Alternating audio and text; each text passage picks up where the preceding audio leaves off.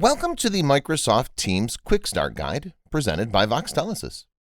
In this video, we'll demonstrate how to set up our cloud-based session border controller, VoxSBC.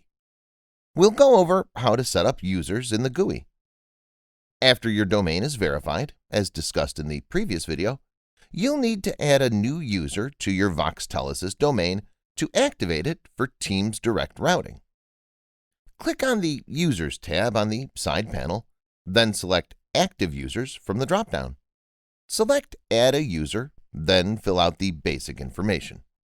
You can optionally fill out the first name and the last name, which will populate your display name. Alternatively, you could just fill out the display name.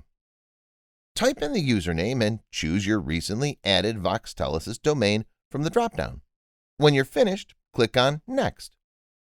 Assign the Microsoft 365 phone system and Office 365 E1 licenses to your new user, then select Next.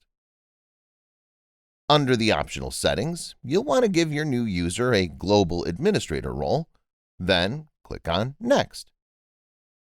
Review your settings for the new user, then select Finish Adding. You can now see that the user has been added.